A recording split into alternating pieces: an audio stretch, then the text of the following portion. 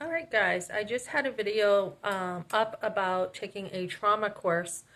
A nonprofit wants me to review it and tell them what I think. I haven't finished it. I've started it. I will continue finishing it. But I did also listen to a podcast, and I want to direct you ladies over there.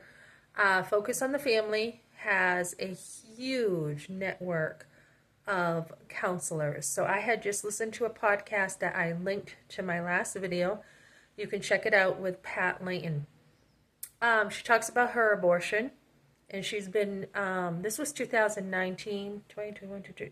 So, yeah, 30 years. She talked about how she had been helping women heal from abortion, and she does call it abortion trauma. It is a real thing.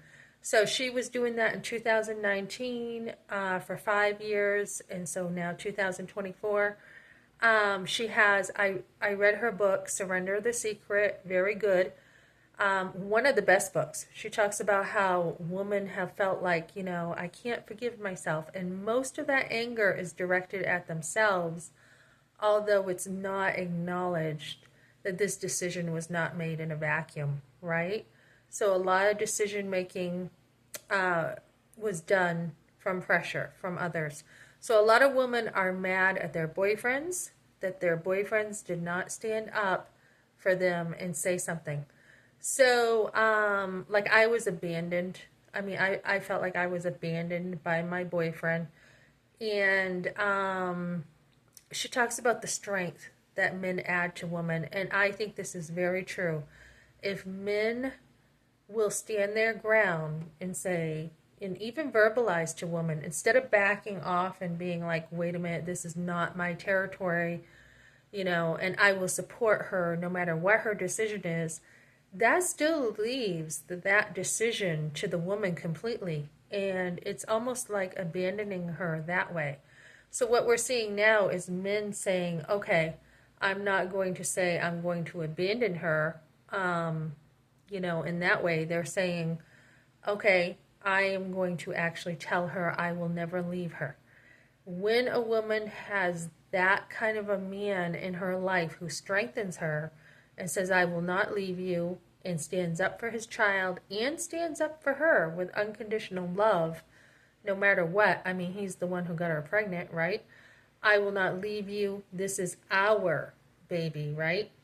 Just like in a marriage, when you have issues, it's not, oh, it's just all on her, right? No, it's our situation. Like we lost our home. We together had gone through a COVID, we had gone through a crisis together. So when a man can be strong, and this is what you want to teach your sons too. You want to teach your sons that they can go to you with anything. I mean, I was in a restaurant the other day, and this young teenage kid was talking to his mom and his sister. And I mean, I'm just sitting at the table myself, not trying to eavesdrop, but they were quite loud, and I was by myself, so I couldn't help but overhear. This is an Italian restaurant, and the son was telling his mom about him taking, drugs and all this stuff. And I just thought, how cool that he can talk to his mom, that they can actually talk about it. And she was like, well, this is what they put in this drug, and this is what they put in this one. And so we should be able to teach our sons to come to us unconditionally with anything that they're struggling with, right? So the major thing with Pat's testimony that stuck out to me is her talking about how the church needs to help more. There is a brokenness with abortion. There is just a brokenness. It's just heartbreaking situations. And how are we going to approach this as a church? Are we just going to be like, you know what? Like she said, I can't be part of the church. I can't be part of the Bible study because they're going to see abortion on me, right? It's the body that is supposed to heal people, the body in the church that's supposed to help people heal. So we see a lot of brokenness, and this is not just affecting one person. Like in my family, it wasn't just me, right? I mean, my parents also encouraged my brother to have, you know, to think a certain way that abortion is okay. And it's not. It hurts women. So our motive in sharing about abortion, and you do want to share it. Let me tell you, you do. You don't want to hide it. You don't want to stuff it. It's too much for one person to carry. You know, John 10:10, I think it is, says the thief, which is Satan we talk about in spiritual realms, comes to steal and destroy and basically ruin our lives. Where Christ, the blood of Christ, when we're under him and we've been forgiven, it doesn't even matter if you forgive yourself, honestly. Christ forgives, right? That blood is the power that will help you heal and the testimony of others. So when you hear other people talking, you will heal. So I was listening to Pat, and she was saying, you know, you can check out the podcast. I'll probably link it again. She was saying when she got up off that abortion table, she had a casket over her heart because of what had happened. And a lot of women have a hard time forgiving the doctor who was rough with them or treated them like, you know, you got yourself into this situation, so this is what you deserve. She actually had anesthesia, which I didn't have anything.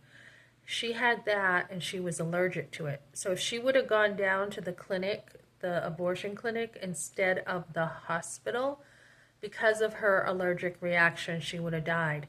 So she had an allergic reaction, and they're like, okay, you know, she woke up and she was on, you know, a respiratory machine, and they said, okay, we had, we had forgotten some fetus parts, and you have to have an abortion again.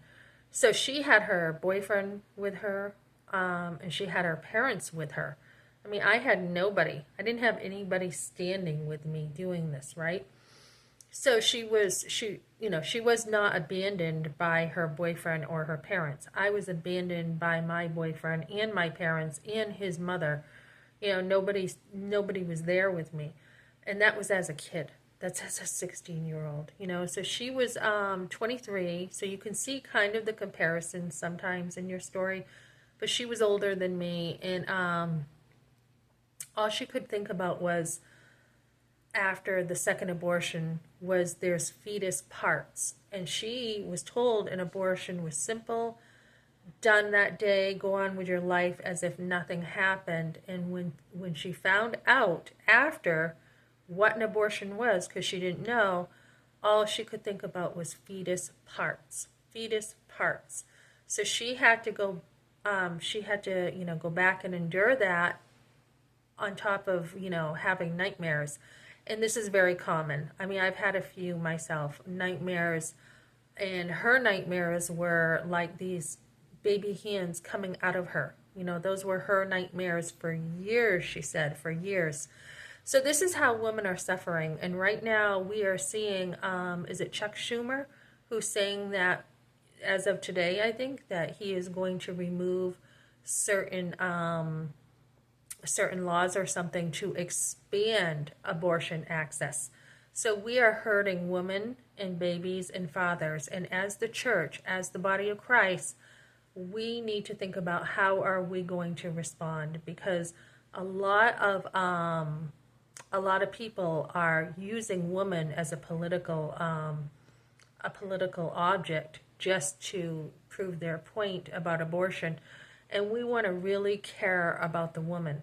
So, you know, like Jesus, okay, Jesus, the woman the woman caught in adultery, okay, two stories. I get them mixed up all the time. The woman caught in adultery, the Pharisees, which we tend to be like in the church many times, were like, oh, you know, let's just stone her, basically.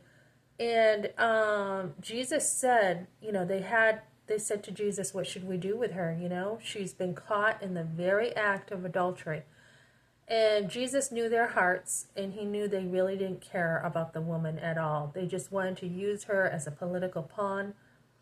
And I think I heard something like they couldn't stone her themselves. I don't know if this is true. I heard there was a particular way they had to bring justice to stone her. So Jesus made it clear, who are without sin, throw the first stone. And he knew their hearts and he convicted them. And just like the woman at the well, Jesus cared about the woman. He cares about people. And that is the bigger picture than which side you're on politically. We need to truly care about people, and through the brokenness, bring the dignity that Christ gives us back to people. We need to restore people. So for example, a lot of people are dealing with brokenness, and they think we're in a society right now where functional worth is more important than intrinsic worth.